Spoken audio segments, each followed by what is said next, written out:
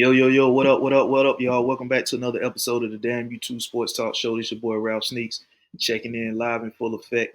Um, we on episode 30, I think.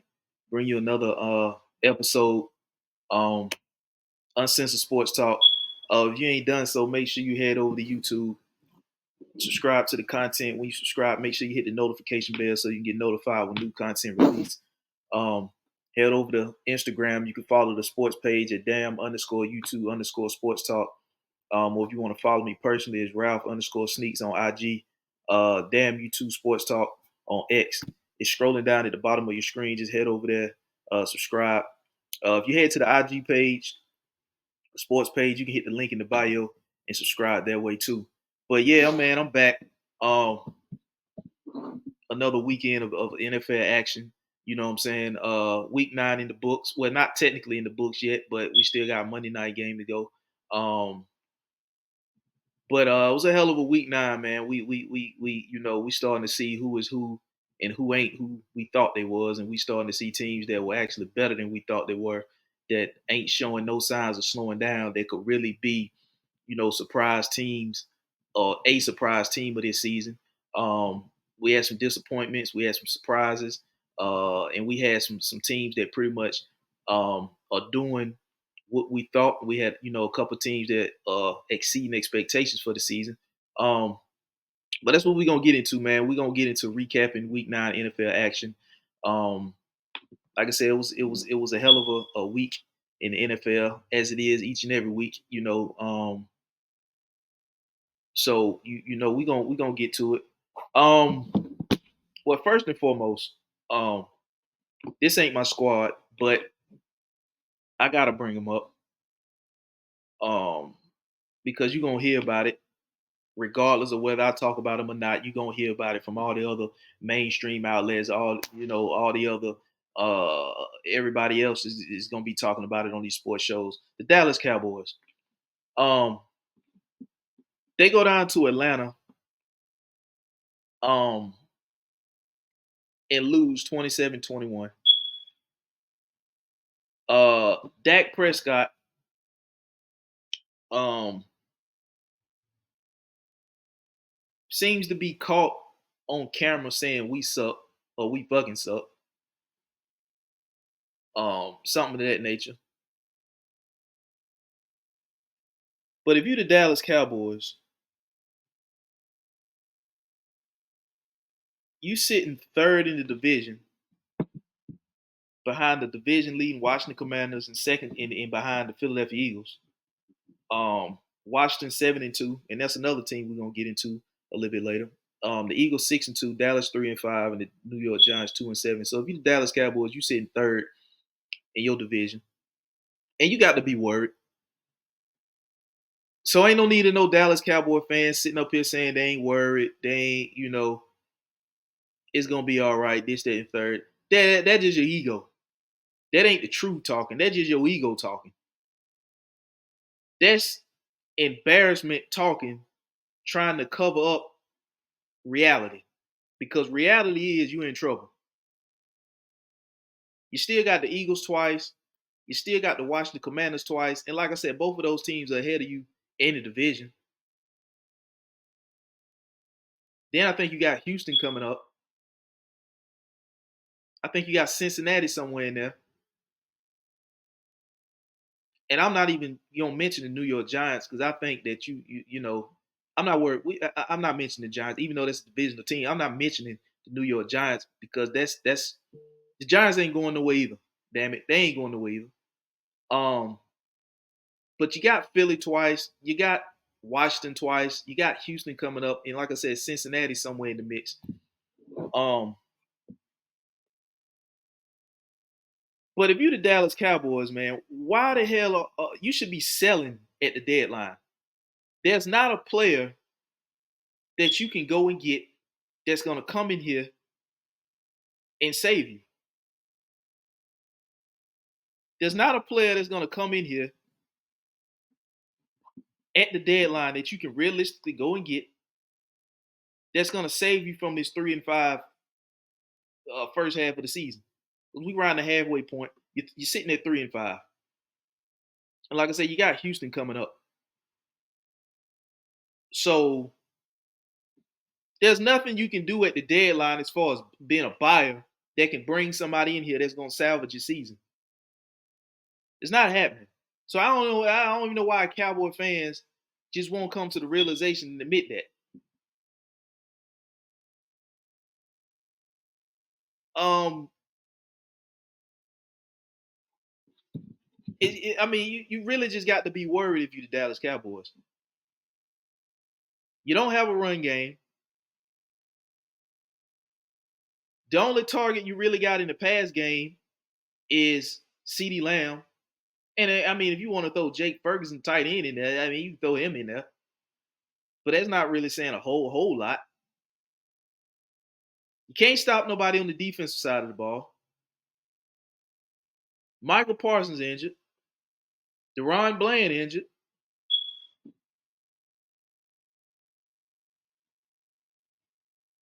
You don't know what's going on with Dak Prescott.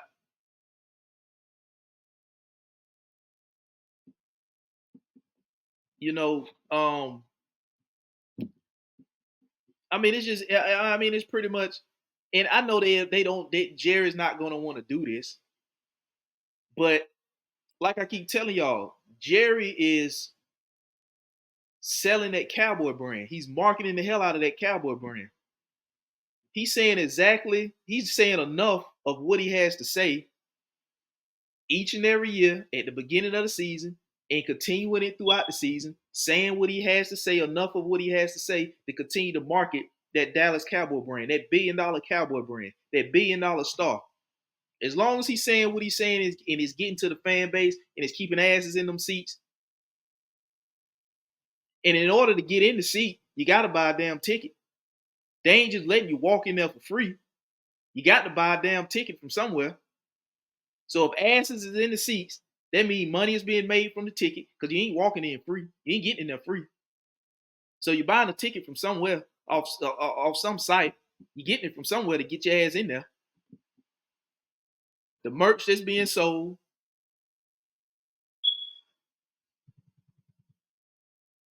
He doing what he got to do as a businessman.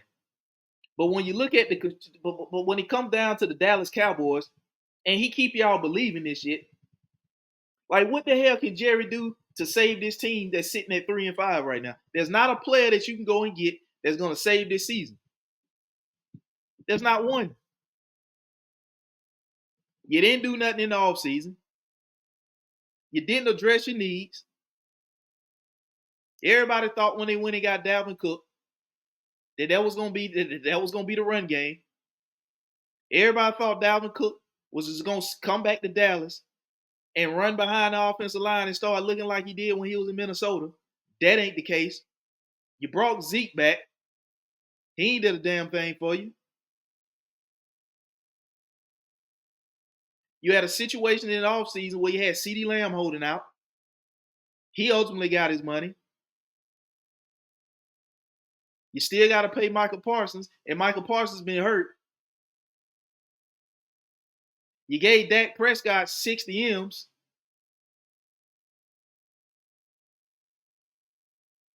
So if you the Dallas Cowboys, really, to be honest with you, you looking at a team and you're looking at a team that don't really have a direction right now. You just banking on paying these players a lot of money, hoping that these players get it together and get the team to where you needed to be, that you talked them up that they should be to the damn fan base.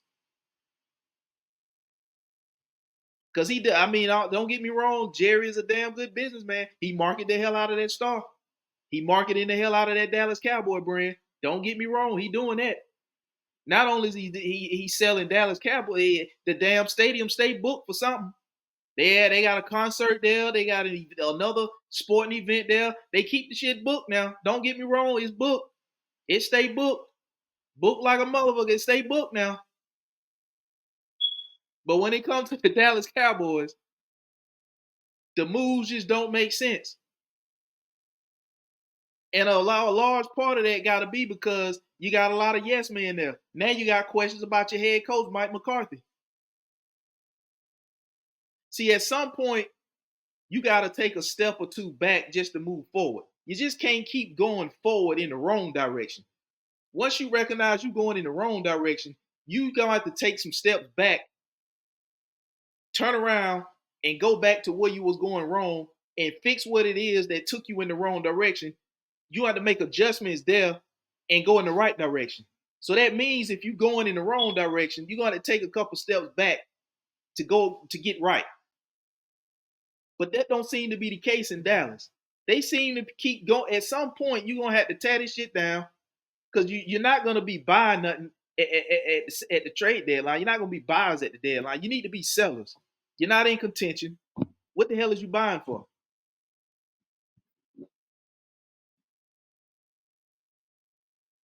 I mean, I really don't get it. And I can't get a Dallas Cowboy fan to make it make sense.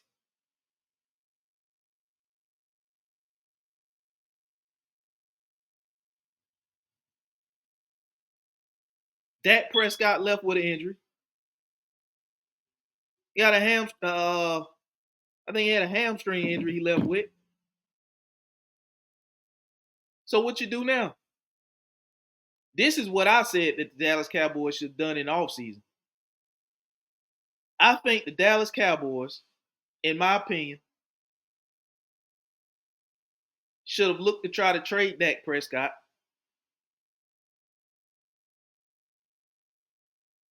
Because at some point you're gonna have to sell this thing. You're gonna have to sell, you're gonna have to rebuild this thing. Now I know that ain't a word that they probably want to hear using Dallas, but you're gonna have to do it.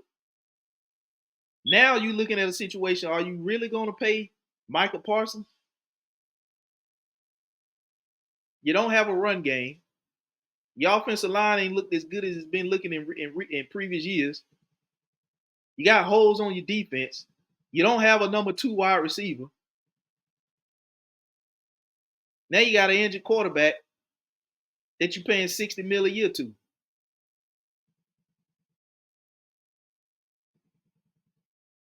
On top of that, you gotta look at a team like Washington, a team in your own damn division, who in Jaden Daniels' first year, they sitting at 7-2.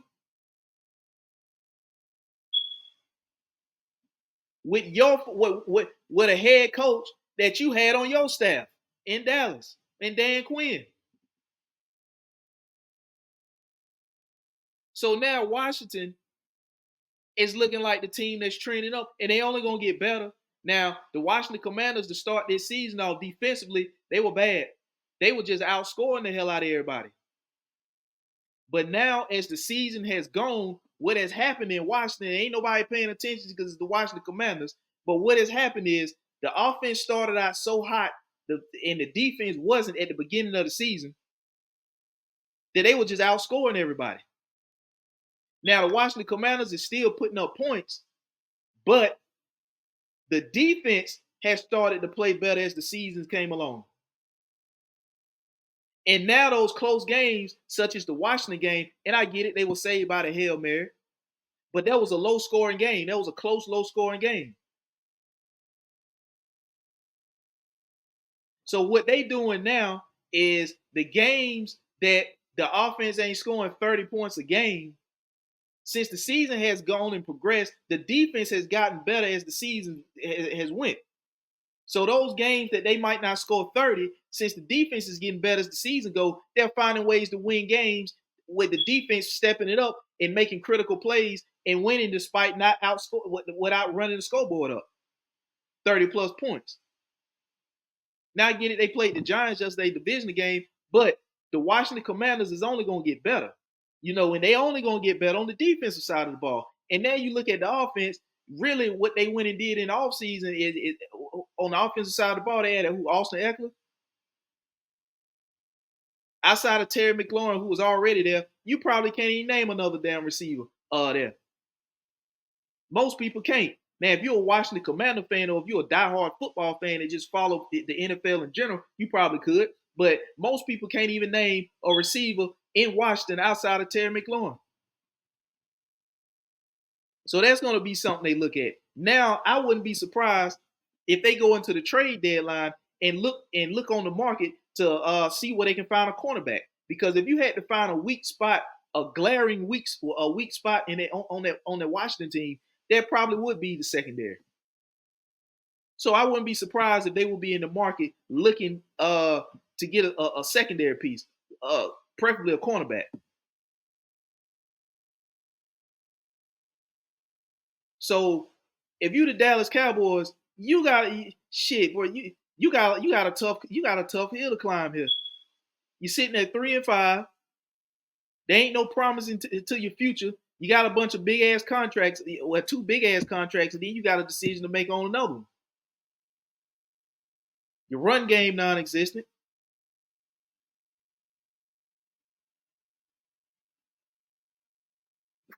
So if you Dallas, you get you. I mean, rebuild is probably a word that you don't want to use in Dallas. Jerry probably ain't gonna say it, but it might be time to start selling some of that shit and start thinking about a rebuild.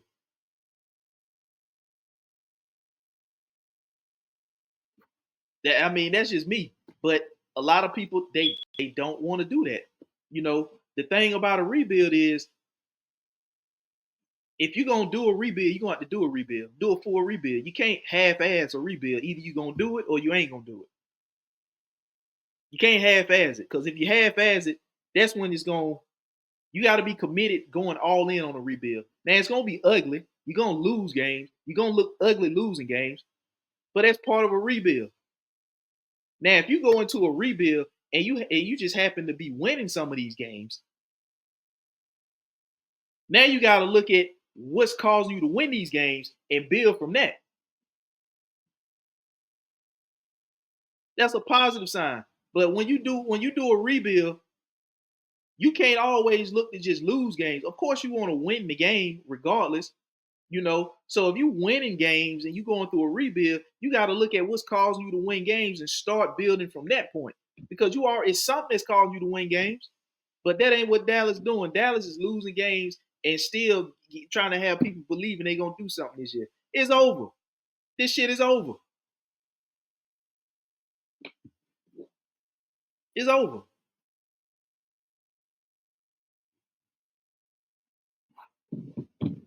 Then you look at a team like the New Orleans Saints, started the damn season 2-0, and I told y'all on a previous video that Dennis Allen was one of my head coaches that was on the hot seat this season. When he started the season 2-0, scoring 40 plus points a game, had one of the most high powered offenses in the NFL the first couple weeks of the season.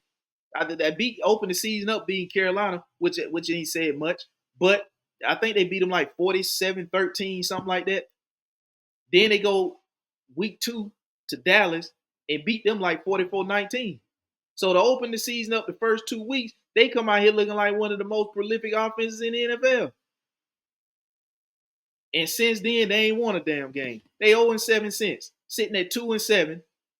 They ain't eat that shit. They lost to Carolina yesterday in Charlotte. Outgained them in damn near every category and still lost the game.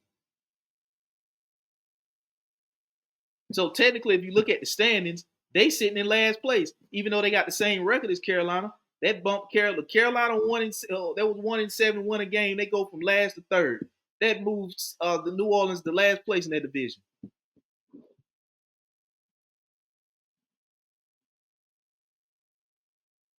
Bryce Young, 16 of 26, 171 yards, a TD, in a pick, and he was only sacked once.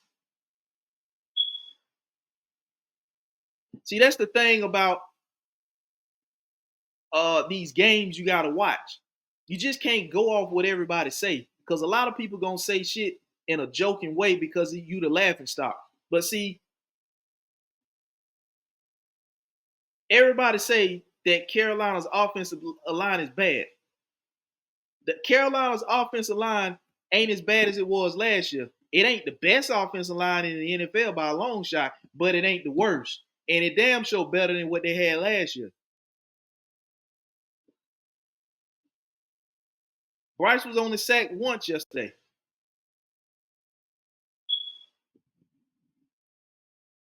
Now, a lot of these sacks that you saw Bryce taking earlier on in the season before Andy Dalton took over, A lot of people don't watch Carolina football, so let me break it down to you. A lot of those sacks that Bryce Young took wasn't all because the offensive line was bad. A lot of those sacks Bryce took because he didn't step up in the pocket when he had a clean pocket to step up in. He didn't step up in the pocket, but instead he tried to elude the rush by running outside the pocket, either to the left or to the right. And he realized he should have stayed, and then he take the sack then, trying to extend the play.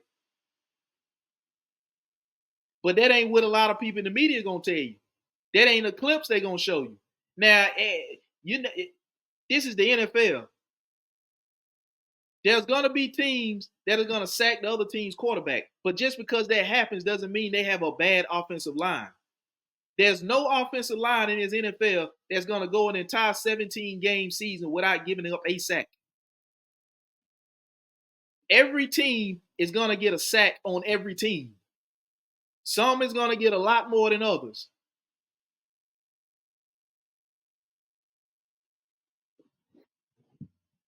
But if you look at this game, and New Orleans, I understand they got issues because Chris Olave left the game with a concussion. I think this is like his fourth or fifth concussion. So you might be looking at Chris Olave saying, bro, you might, go ahead, sit down. No need to rush back. You might need to think about your NFL future. Because now he's a concussed player who's repeatedly getting concussions. Now, all of them concussed players, all of them don't be as ugly as the concussion we remember Tua getting, but a concussion is a concussion. I don't give a damn how you get it. You got it. You had one. And I think this is like his fourth, fifth concussion. So now you got to start raising some concerns about that if you Chris Olave in the New Orleans Saints. The other receiver, Rashid, he out for the season. I think he tore his ACL, if I'm not mistaken. He done for the season. It didn't happen yesterday. It happened, I think, a couple weeks ago. But he out for the season. The New Orleans Saints defense ain't what it used to be. Derek Carr has now lost to 31. He has taken an L to 31 NFL teams now.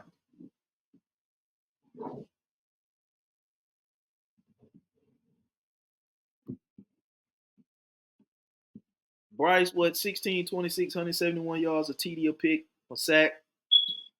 Chuba Hubbard, 15 attempts, 72 yards, and 2 TDs. And this is the thing I can't really understand a team like Carolina, why they not doing this. You have a running back like Chuba Hubbard, who ain't a household name throughout the league. But the best thing about Carolina's team, if you had to pick something about it, would probably be the run game. Because at one point during this season, I don't think it's like that no more, but at one point during this season, Chuba Hubbard was stat-wise, Chuba Hubbard yardage and all.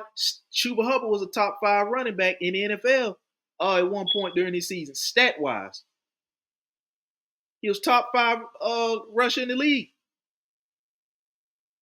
Now, what I don't understand is, why aren't you taking advantage of that? Why aren't you using the run game? Because clearly you got a guy that at one point was a top 5 rusher in this league this season. Why weren't you using the run game to take pressure off of Bryce to set up the pass game?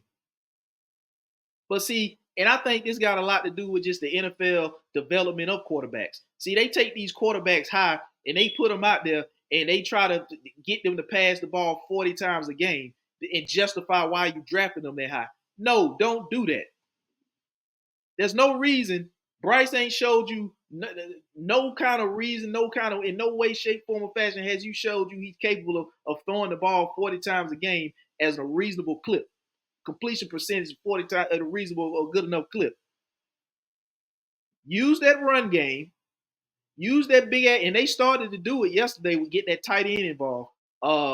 They drafted out of Texas, the rookie out of Texas. I forget his name, but that's a big boy. That's a big dude. They started to use him yesterday, throwing him jump balls, getting him involved. That's what they need to do with a quarterback like Bryce Young. Utilize that run game, because you spent a shitload of money this offseason on the offensive line. And so far in the run game, it's pretty much starting to come together in the run game. Use the run game. Utilize that offensive line that you spend a lot of money on this offseason. Utilize the tight end. The tight end should be your best friend. Deontay Johnson gone. They traded him over to Baltimore, and it's probably going to be some other. Adam Thielen probably be gone too. I don't see a reason why they're keeping Adam Thielen. Adam Thielen's been out injured, but I don't see a reason why they would keep Adam Thielen.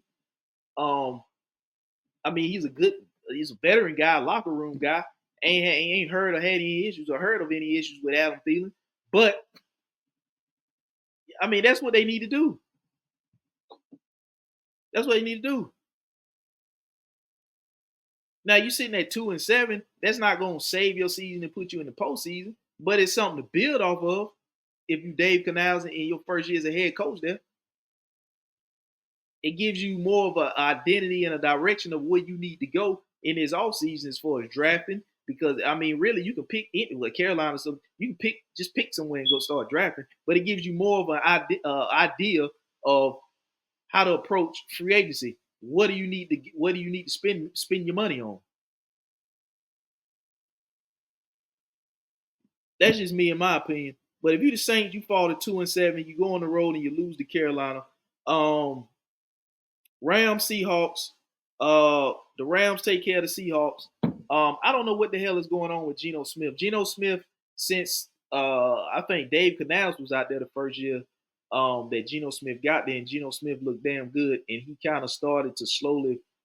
The year after that, he regressed, and now he's still kind of regressing. The Seahawks sitting at 4-5. Geno Smith, even though he had 363 yards passing, 3 TDs, he was sacked 7 times and he threw 3 picks. Kenneth Walker, 25 attempts, 83 yards. I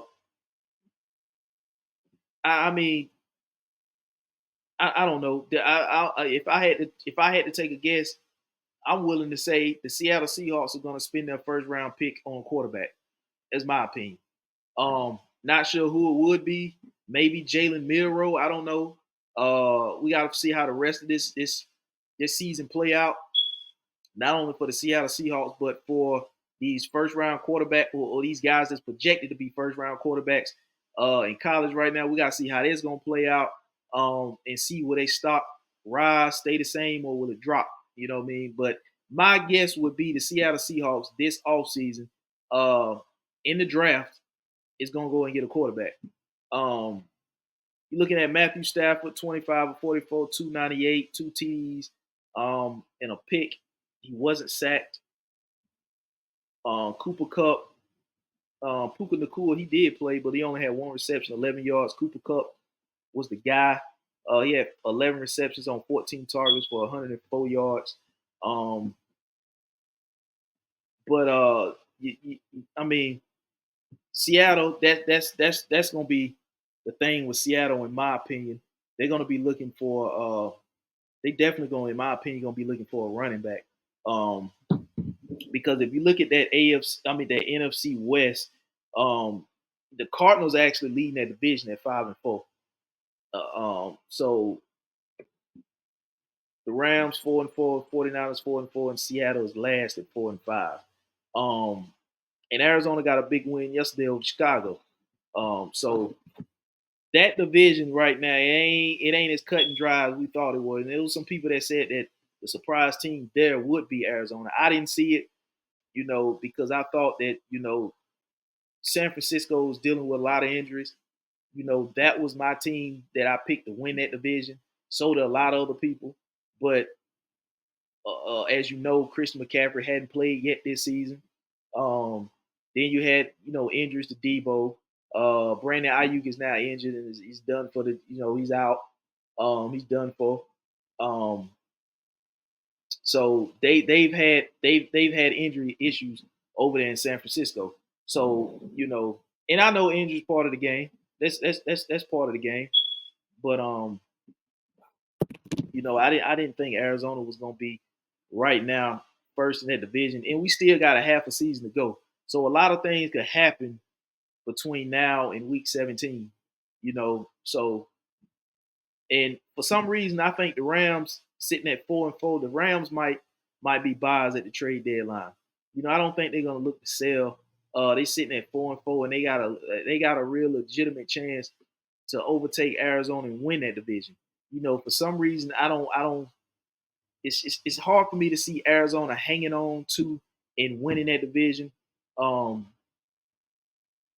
Especially when you have Sean McVay and Matthew Stafford and the Rams who've already been there and done that. I think they're going to stay on course. They could be looking to be buyers at the trade deadline, bring in some talent. You know what I mean? Um, Once they get those guys back completely healthy, Puka Nacua coming back, Cooper Kupp's back. Well, both of those guys played yesterday, but I'm saying once they get back gelling and 100% healthy, if they not 100% healthy already, they could be looking to add something on the defensive side of the ball. I think they've already given permission to Tre'Davious White to request to seek a trade or whatever.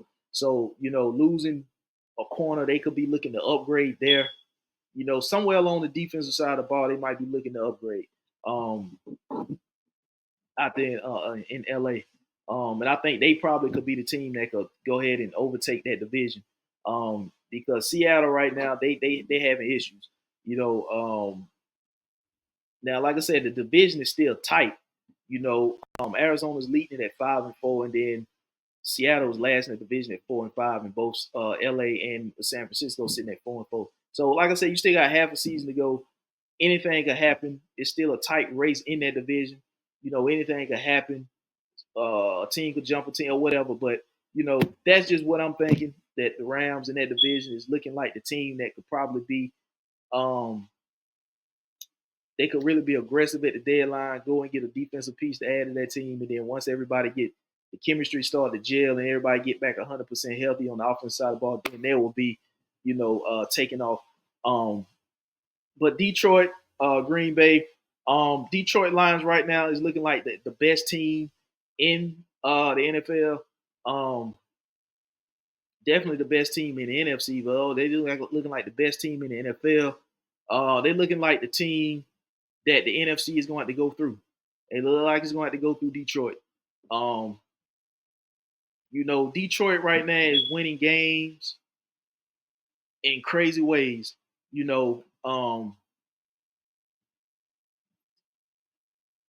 Green Bay 24-14 divisional game. Jared Goff 18 of 22, 145 yards passing, 1 TD, and he was sacked once. Those are not numbers that's going to wow you. David Montgomery, 17 attempts, 73 yards. Jameer Gibbs, 11 attempts, 65 yards, and a TD. Those are not numbers that's going to wow you. But Detroit can win games wowing you with numbers, and Detroit can win games without wowing you with numbers, as we just seen. And I just got breaking news that the Saints have fired Dennis Allen. I told my daddy that yesterday when we was actually in Charlotte yesterday and we was watching the game. Because we had a family situation, and then while we was there tending to the family situation, we was checking in on the game while we was in Charlotte. And I told my pops then and my uncle, I told them both that if the Saints lose this game to Carolina, look for Dennis Allen to be fired sometime this week, before the middle of the week. And I just seen breaking news. Bleacher Report just reported that Dennis Allen, the head coach of the New Orleans Saints, has been fired. And like I told y'all in the previous video, leading up to the week 1 season opener, Dennis Allen was a head coach that I had on my list of coaches that was on the hot seat, and now he's gone. Didn't even finish the season. I just thought that he was going to finish the season. They get rid of him at the end of the season. I didn't think that they were going to fire him during the season, but it just happened. Bleacher Report just put it out. I just seen the breaking news. Head coach of the New Orleans Saints, Dennis Allen, is fired. They're parting ways, moving on. But back to Detroit, man. I think Detroit is the team to go through in the NFC.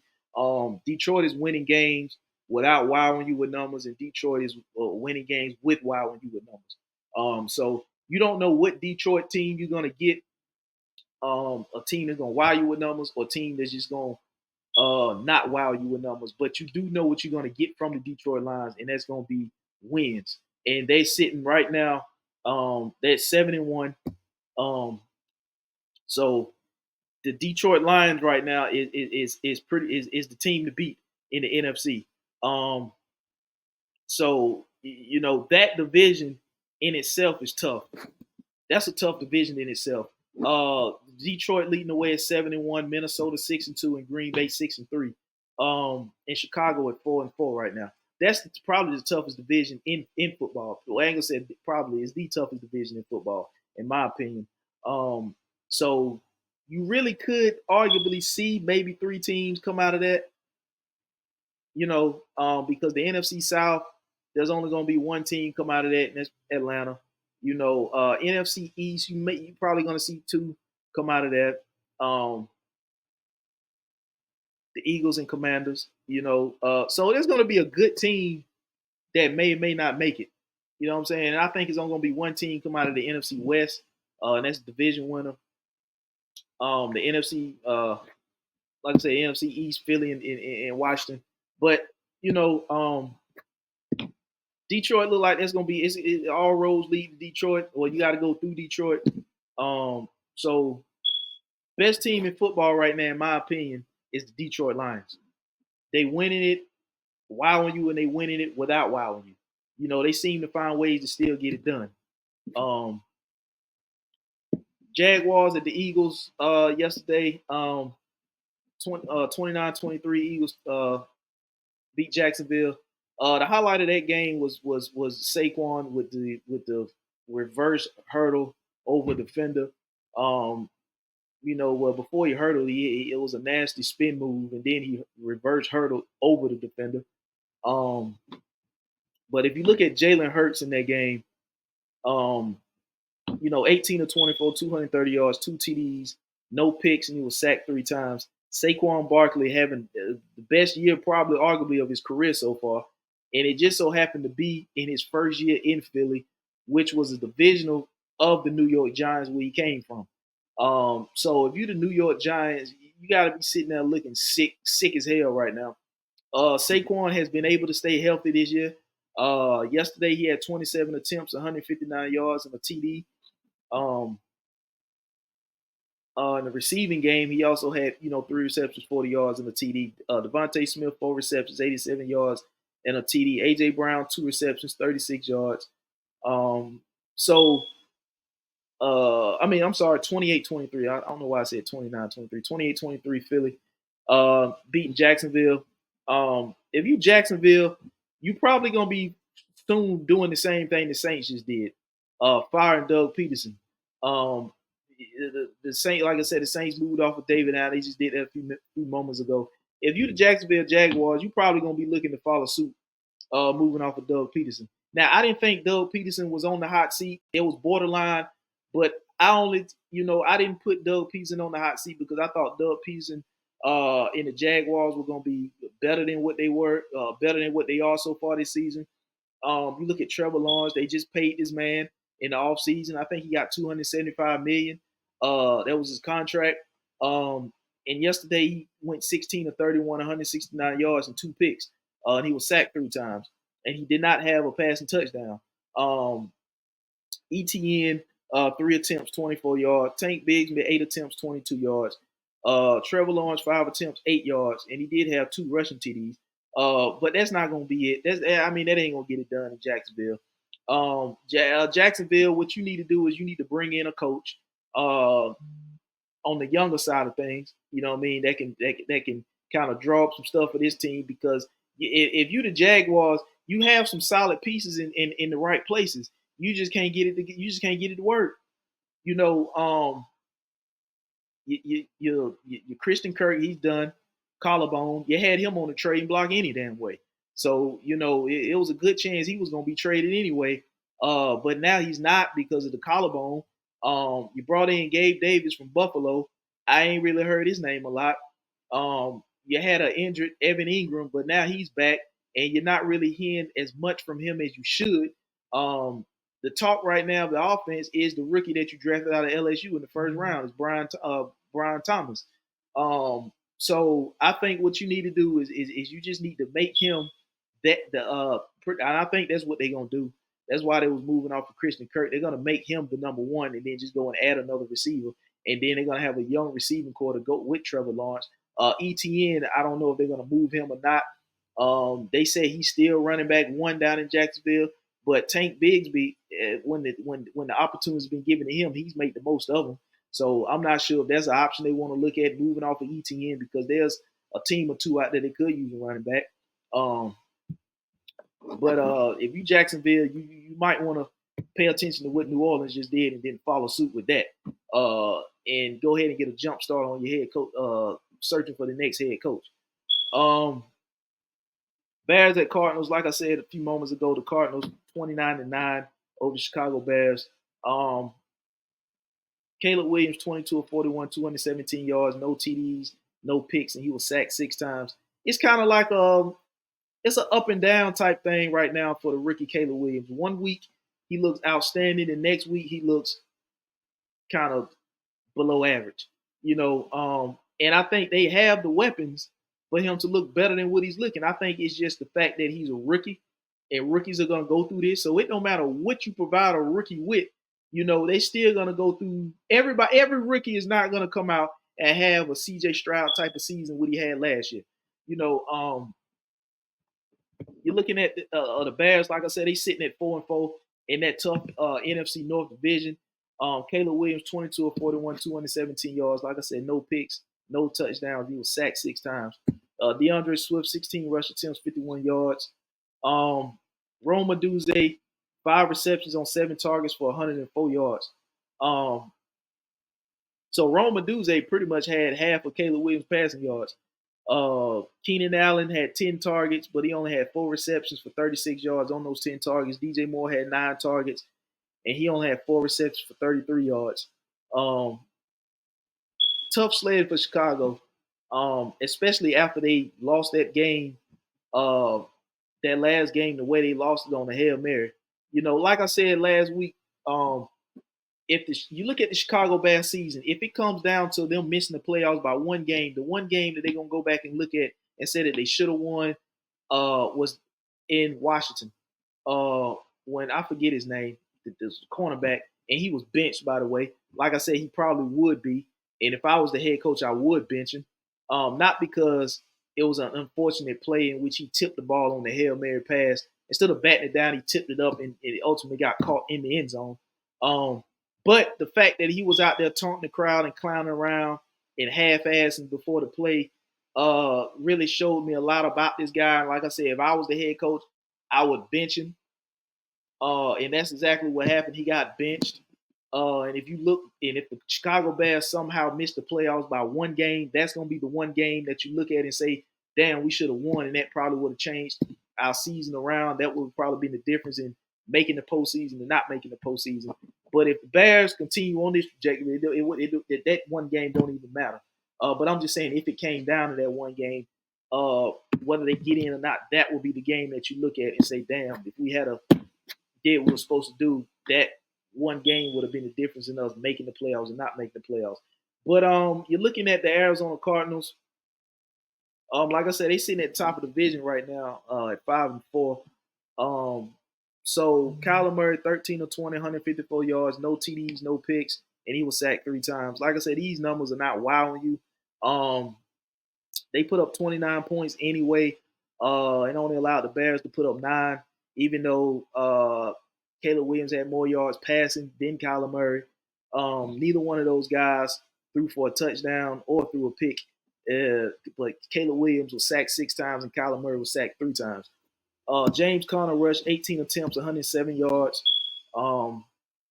Trey McBride, 3 receptions, 35 yards.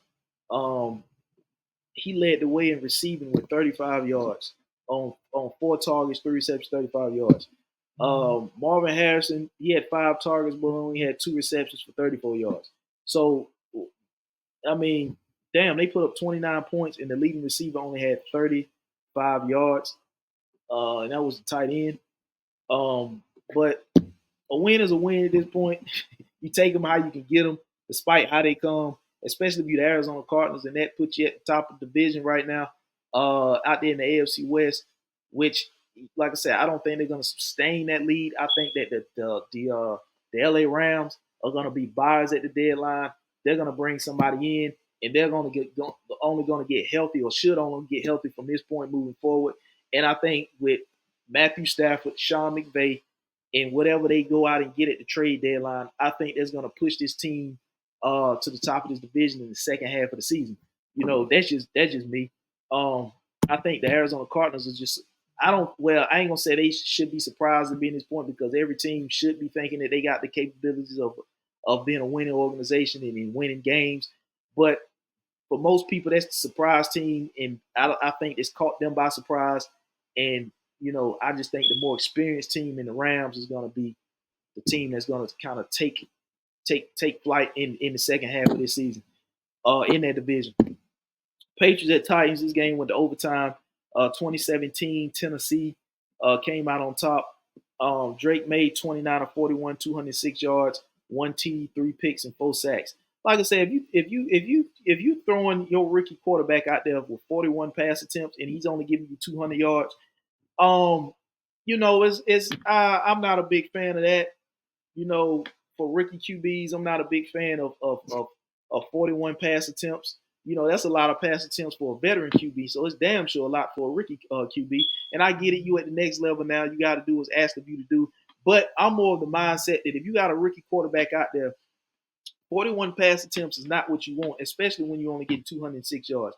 He completed 29 of them. You think completing 29 passes is only going you don't think that's going to get you barely 200 yards, because that's what it got him, 206 yards. You thinking if you throwing the ball 41 times, you complete 29 of them, you thinking that you over 350 yards passing. That's what you would think, but that wasn't the case. Like I said, he had a TD and 2 picks, and he got sacked 4 times. He also had 8 rushes for 95 yards. Damn. Hunter Henry, 7 receptions, 56 yards.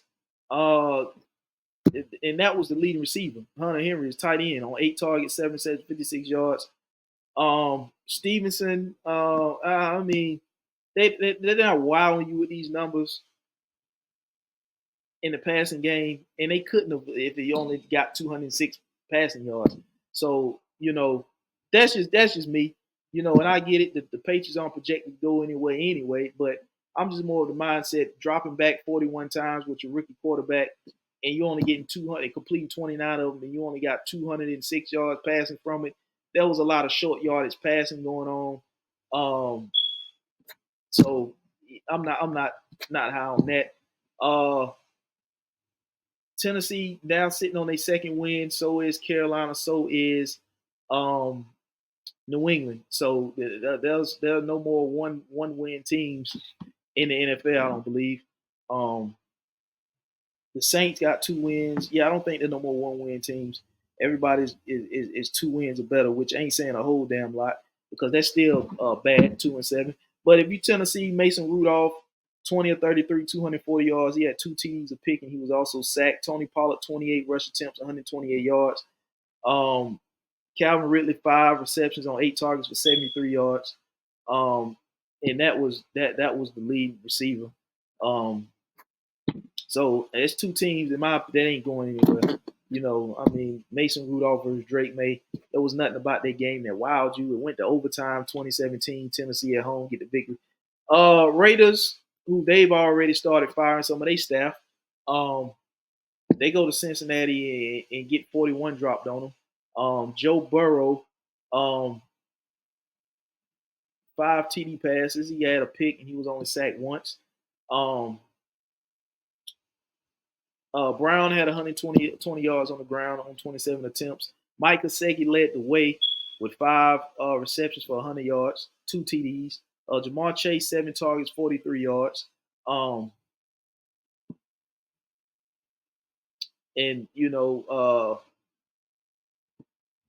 I said, the Raiders, they already started letting people on their staff go. Gardner Minshew, 10 of 17, 124 yards, and he was sacked once. Desmond Ridder got in, 11 of 16, 74 yards and a TD, and he was sacked 4 times. Madison, 9 rush attempts, 36 yards. Zamir Wright had 6 attempts for 10 yards and a touchdown. They just don't have a run game either. Amir Abdullah 4 attempts, 12 yards. I mean, that ain't gonna get you nowhere. Um, Jacoby Myers had 11 targets, 8 receptions, 105 yards. Brock Bowers 5 receptions, 45 yards and a TD. Um, so yeah, same thing with the Raiders. You know, they about to rebuild this thing. Um, Starting with a quarterback. Um, so I think they're going to be sellers. So if it's anything, well, they already done sold Devontae Adams. They sold him to the Jets, or sold. They've already been sellers, trading away Devontae Adams to the Jets. And I think they need to find something other players of value and move at the deadline if they have any, because they also need to be sellers. They need to position themselves as best as they could to they need another receiver, of course, to fill in for what they lost Devontae Adams. Of course, they need a wide receiver. A quarterback. They're going to figure out a run game. They're going to get the offensive line right. They're going to figure out a run game to help the young quarterback when he get there, regardless of who it is, Shador Sanders or Carson Beck or Quinn Ewers or Jalen, whoever the quarterback is that they're going to draft. They're going to have to get an offensive line that can provide a run game, because you got two tight ends there. Brock Bowers being a damn good one, and you're going to have to get you a wide receiver. Um, you had a promising, start to your defense up front with Max Crosby and Tyree Wilson and Christian Wilkerson. So I mean, he's been injured, so that not really looking as promising as you thought. And they've already shut down the rumors of trade Max Crosby. So and the firing spree has begun out there in Vegas. So that's what the Raiders need to be doing. They need to be concentrating on selling, and getting what they can get, so they can get this thing, rebuild this thing up, and get it going in the direction they need to be going. Now Tom Brady's a minority owner out there, so that's definitely where they need to go. That's the route they need to go. Dolphins, Bills. The Dolphins, 2-6.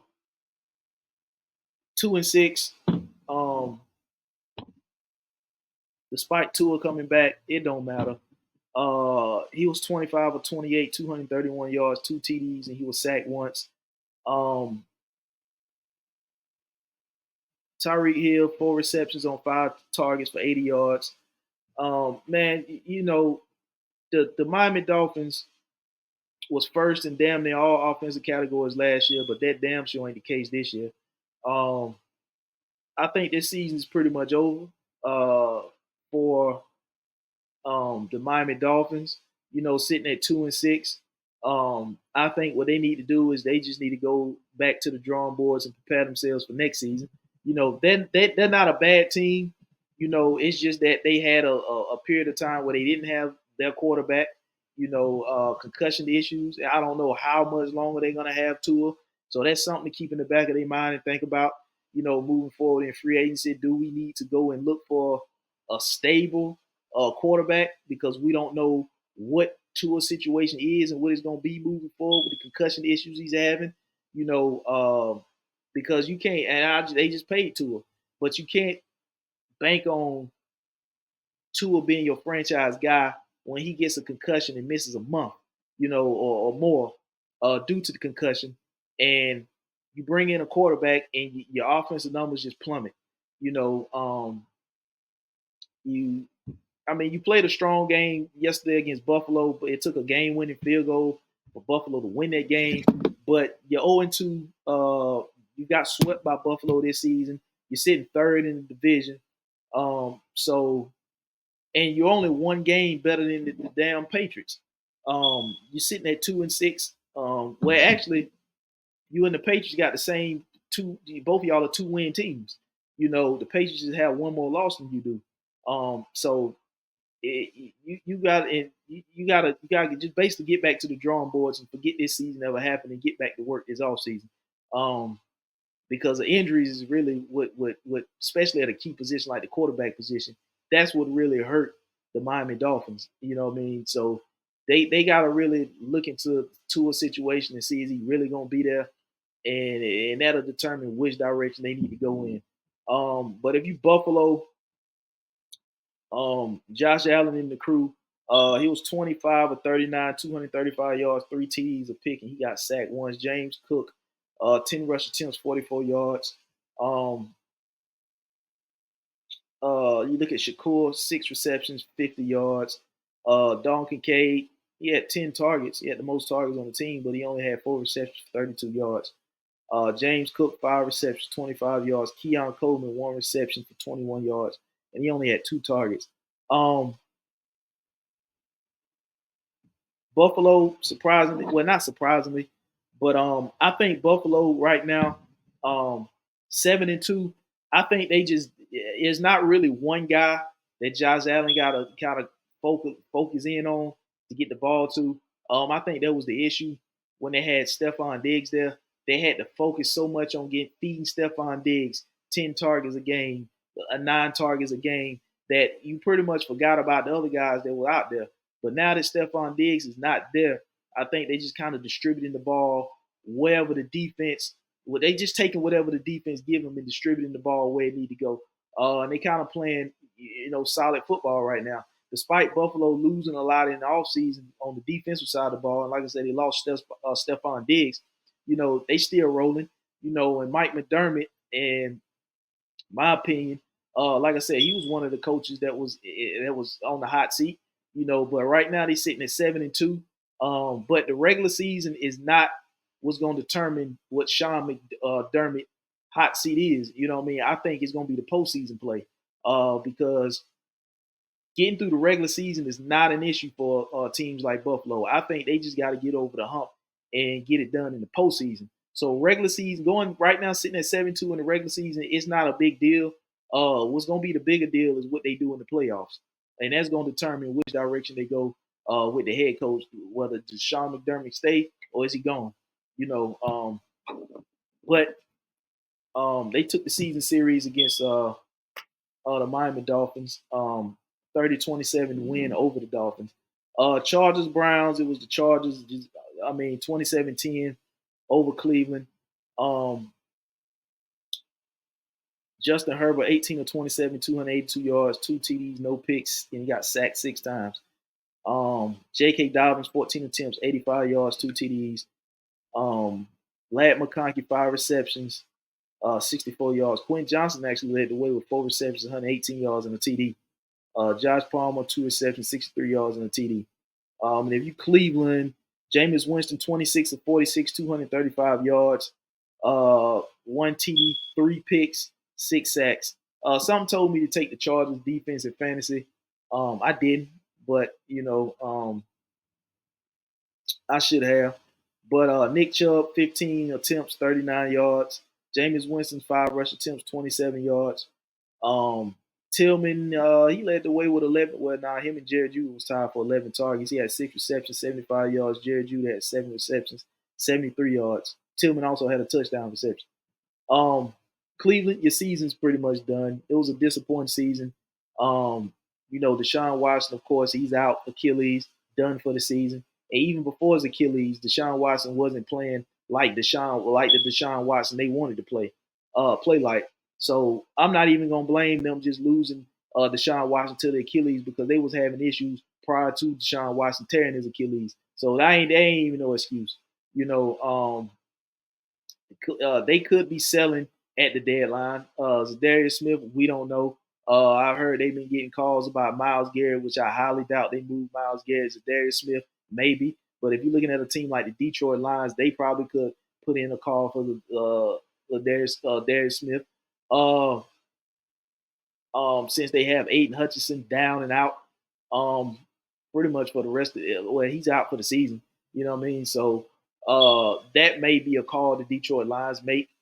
That would be a big pickup. Or maybe you look at a team like the Saints, who just fired their coach, Chase Young. For the remainder of the season, could fill in, or you may call Carolina about Clowney. Any one of those guys, pretty much Detroit, if you're picking the phone up and you need a DN, any one of those teams, Carolina for Clowney, New Orleans for Chase Young, and Cleveland for Smith, Lazare Smith. So, any one of them teams will work for what it is. Cleveland need to replace on the edge on the that D line on the edge. Broncos Ravens. It was Ravens 41-10 over the Broncos. Bo Nix 19 of 33, 223 yards. He threw a pick and he was sacked 4 times. Cortland Sutton 7 receptions on 10 targets for 122 yards. And that pretty much was the only bright spot that Denver had. There really was nothing else bright about this. Lamar Jackson, 16 of 19, 280 yards, 3 TDs and a sack. Derrick Henry, 23 rush attempts, 106 yards and 2 TDs. Zay Flowers, 5 receptions, 127 yards, 2 TDs. Isaiah Likely only had 1 target, and he didn't have a reception. So, of course, he didn't have no yards, no nothing after that. But like I said, the Baltimore Ravens, that's another team that's not really, you don't look at the regular season for them. You pretty much need to be looking at what they do in the playoffs, because winning regular season games ain't their goal. And it's not a big issue if they win regular season games. The bigger issue is what they do in the playoffs, because that's the bigger goal for a team like the Baltimore Ravens is getting to the Super Bowl, especially when you got Lamar Jackson as your quarterback. So that's the bigger thing to keep your eye on and watch with a team like Baltimore, similar to Buffalo. Regular season wins is not really what they look at, because they know they're going to win some regular season games. But to me, their season doesn't officially start until the postseason. They have to perform in the postseason. They have to get over the hump in the postseason. And that's ultimately what it's going to come down to. But moving on, the Commanders at the Giants, like I said, the Commanders took care of the Giants 27-22. You look at Jaden Daniels, 15 of 22, 209 yards, 2 TDs. He's had much better numbers than this, but most importantly, they came out with a victory 27-22. Let's see, Austin Eckler had 11 rushes for 42 yards. Brown, Zacchaeus. There's not really numbers that wow you. But the biggest thing for the Washington Commanders is they 7-2. I didn't see Washington being 7-2 at this point in the season. I knew that Washington would be an improved team. They could have that was one of my sleeper teams in that division, but I didn't think that they were going to be 7-2. I didn't think they were going to be leading the way in that division at 7-2. I ain't gonna sit here and lie to y'all. I didn't, But like I said, defensively they're only going to get better. Because they started the season defensively, they weren't good defensively to start the season. But as the season has progressed, they've gotten better defensively. So now they're starting to win games. When the offense is having a down game, the defense is now playing well enough to still win, to get a win now. Early on in the season, the offense was lights out, putting up hella points, and the defense was giving them up. It's just the offense was putting up more than the defense was giving up. So they were able to win games, outscoring teams. But now, since they now have learned or getting better defensively to the point where if they don't put up a ton of points offensively, they can still win games because the defense is getting better as the season goes. And like I said, they could be a team at the trade deadline that could be a buyer. And I read reports that there were players that were interested in now going to Washington.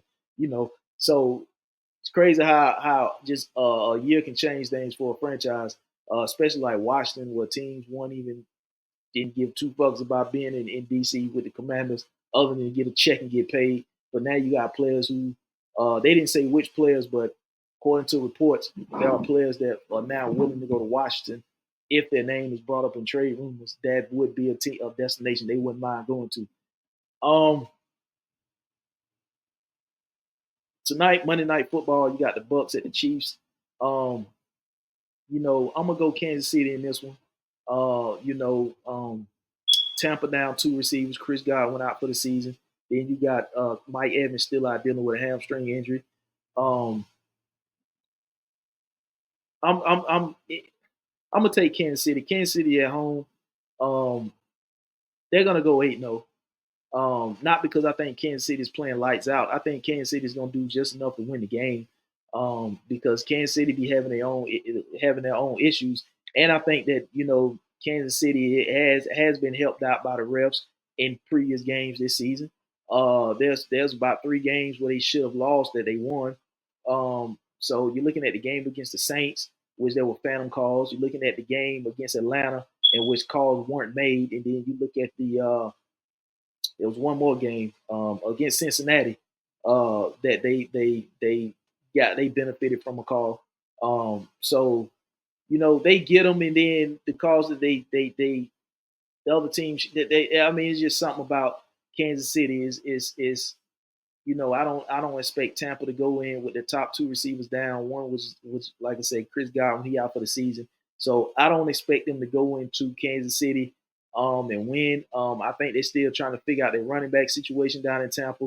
Um, so I don't see Tampa going in.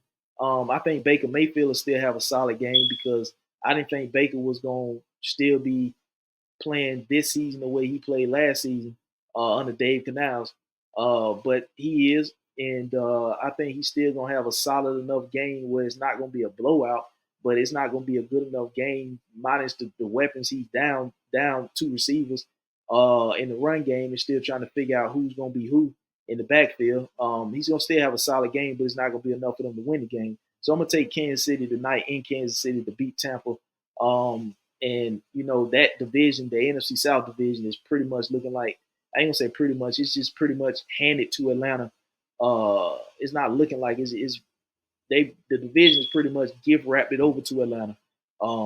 Because Tampa's down 2 receivers. Not sure when Mike Evans coming back, but Chris Godwin won't be back. Then you're not worried about Carolina or New Orleans, as New Orleans has now dropped 7 in a row after starting 2-0. And you're not really worried about Carolina, even though you're not worried about Carolina at all. Carolina still, they just playing the season to figure. It's pretty much in season auditions to figure out who stays, who goes, and who is who soon about to be traded at the deadline. So um, the division is Atlanta's, and I'm not looking for Tampa to go in and win this game unless some major happens in the game, a key injury or something that. But not hoping that happens. But I'm just not seeing Tampa going into Kansas City tonight and winning that game. But that's my time, man. I appreciate y'all for tuning in. Like I said, it's scrolling down at the bottom of the screen. If you haven't done so, head over to YouTube, subscribe to the content, Damn You Too Sports Talk. Make sure you hit that notification bell so you get notified when new content releases. You want to head over to IG and follow the sports page. It's Damn_You2_Sports Talk. You can click the link in the bio and subscribe to the YouTube page that way. Or if you want to follow me personally on IG, is Ralph_Sneaks. And over on X is Damn You Too Sports Talk. Make sure y'all follow and subscribe. Until the next episode, man, y'all be safe. Peace.